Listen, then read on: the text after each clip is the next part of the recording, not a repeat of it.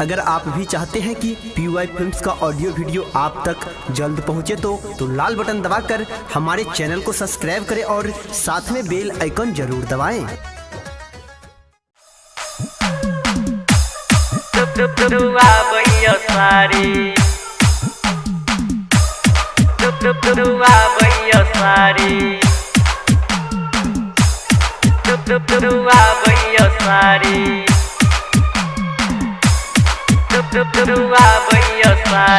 Kanchan Raj Muzaffarpur.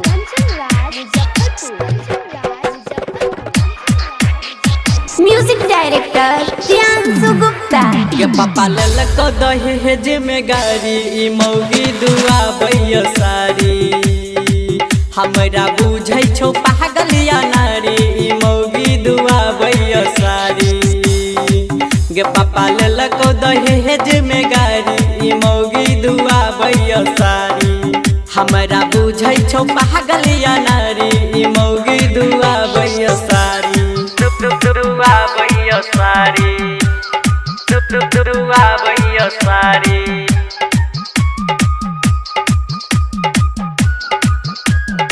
Mix by Kanchan Raj Muzaffarpur. दुआ बैया सारी दुआ बैया सारी दुआ बैया सारी दुआ बैया सारी देखै में लागै छौका बहुत सुनर सुननगे माही हमर चाइलो छौका एकर बहुते छुछुनर हे देखै में लागै छौका बहुते सुनर चाइलो छौका एकर बहुते छुछुनर घुमै छौ खूबे लगा के होठा लाली फैशन में चूर रहो खाली खाक कहे धुए मौगी हमरा थाली गे मौगी दुआ बैया सारी पापा लेलको दहेज में गाड़ी गे मौगी दुआ बैया सारी दुआ बैया सारी दुआ बैया सारी दुआ बैया सारी दुआ बैया सारी कंचन राज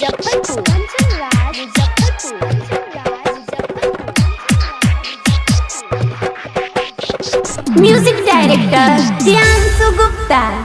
राइटर रामू रसन रवि का सुन नंगे माही हमर चढ़ने शादी माई योगता हे राइटर रामू रसन रवि का करिहन शादी माई योगता का जाई राम के शादी तू के शहर में घर जहाँ मैं बन कहर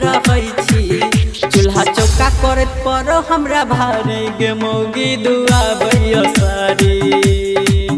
पापा लेलको दहेज